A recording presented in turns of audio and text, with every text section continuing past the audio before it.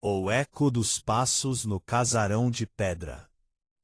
A névoa, ou a russa, como diziam os antigos naquela região de Minas Gerais, não apenas cobria a estrada de terra, ela parecia engolir a fazenda Santa Eulália.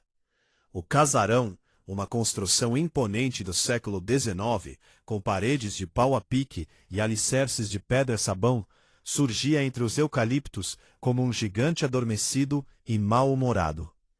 Antônio, um historiador encarregado de catalogar os documentos da propriedade, sentiu o primeiro arrepio, antes mesmo de girar a chave de ferro na fechadura.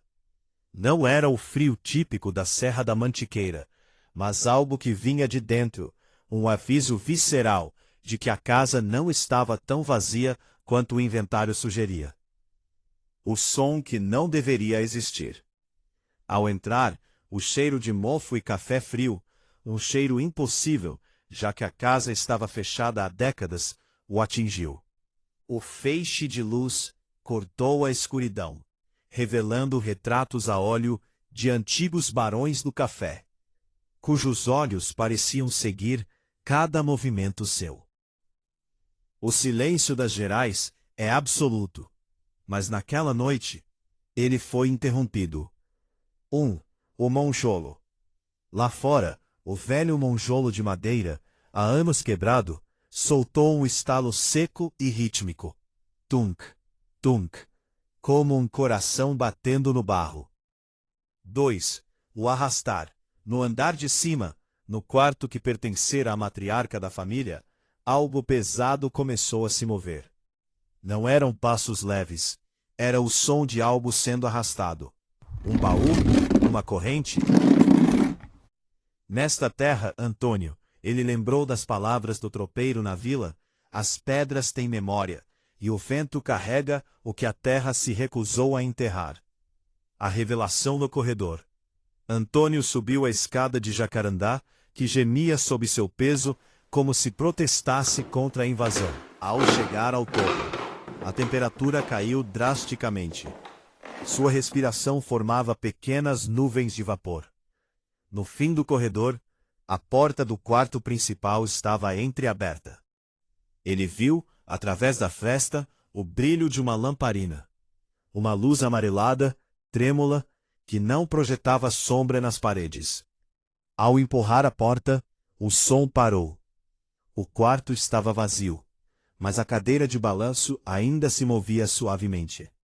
No chão, marcas frescas de pés descalços, sujos de terra vermelha, levavam até a parede, onde um espelho de moldura dourada refletia o historiador. Mas, por um breve segundo, Antônio não viu apenas a si mesmo. Atrás do seu ombro, a imagem de uma mulher com um vestido de seda negra e um véu de renda escondendo o rosto apareceu na superfície turva do vidro. Ela não disse nada. Apenas apontou para o assoalho, onde uma das tábuas parecia ligeiramente solta. O peso do passado. O coração de Antônio martelava contra as costelas. Ele se ajoelhou e, com as mãos trêmulas, removeu a tábua. Lá embaixo não havia ouro ou testamentos, mas um par de algemas de ferro enferrujadas e um rosário de contas de madeira. Quando ele levantou a cabeça, a luz da lanterna falhou.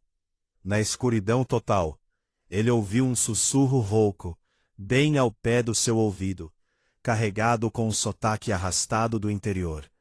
Eles nunca foram embora, moço. Estão apenas esperando alguém que possa ouvir. Um vento súbito escancarou as janelas, e o som do monjolo lá fora acelerou, ritmado, furioso. Antônio não esperou pelo amanhecer. Ele correu para o carro, deixando para trás a Santa Eulália, ciente de que em Minas, o passado não é algo que passou, é algo que observa.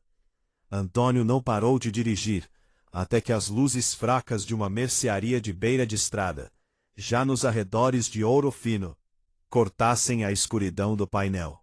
O rádio do carro emitia apenas chiados. Uma estática que parecia sussurrar o mesmo nome repetidamente.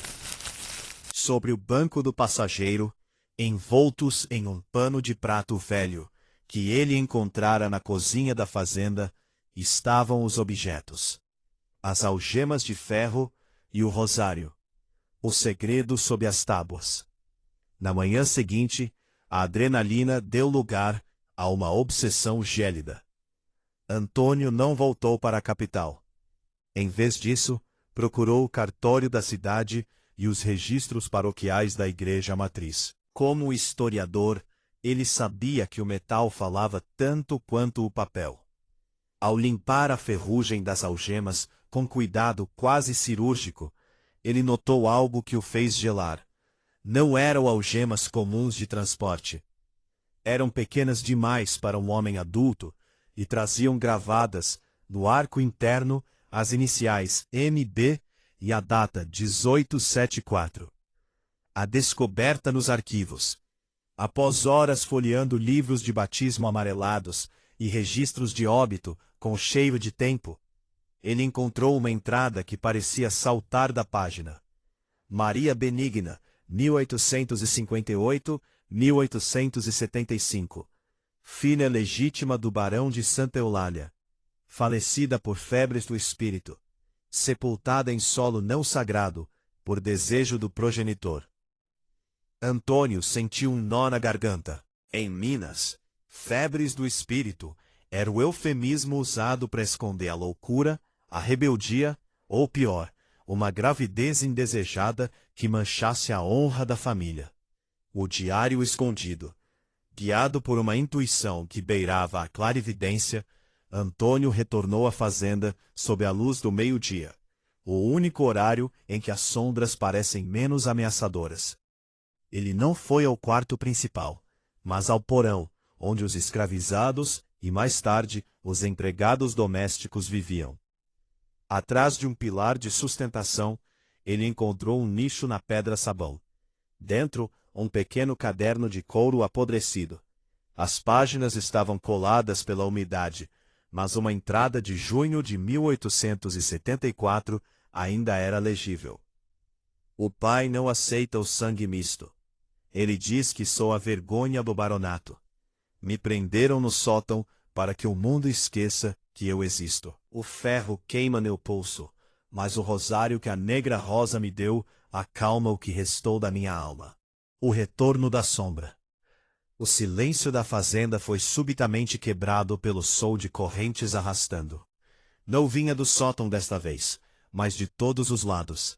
Antônio percebeu que as algemas que ele levara consigo não eram apenas relíquias, eram um elo físico que prendia Maria Benigna àquela terra. Ao removê-las da casa, ele não a libertara, ele a perturbara. A temperatura caiu. A névoa começou a entrar pelas frestas das paredes de pau a pique. No centro do porão, a figura da mulher com o véu de renda materializou-se. Desta vez, o véu estava levantado. O rosto era jovem, mas os olhos eram abismos de tristeza e fúria. Ela estendeu a mão, não em busca de ajuda, mas exigindo o que era dela. As algemas na mochila de Antônio começaram a vibrar, emitindo um som metálico agudo que parecia um grito. O destino de Antônio. Antônio compreendeu o que precisava ser feito. Aquilo não era sobre catalogar a história. Era sobre reparação. Ele caminhou até o antigo cemitério de escravizados, nos limites da propriedade, onde uma única cruz de madeira apodrecida resistia ao tempo.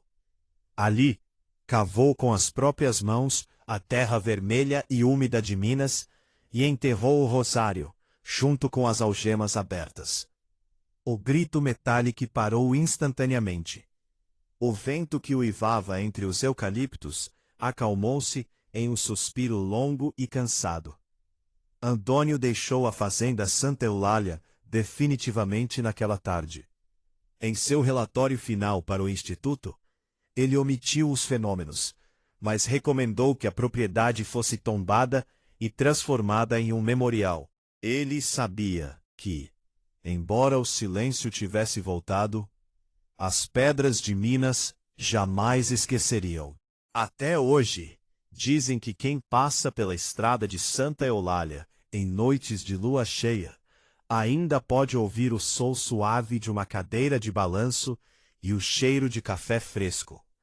Mas as correntes, essas, nunca mais foram ouvidas.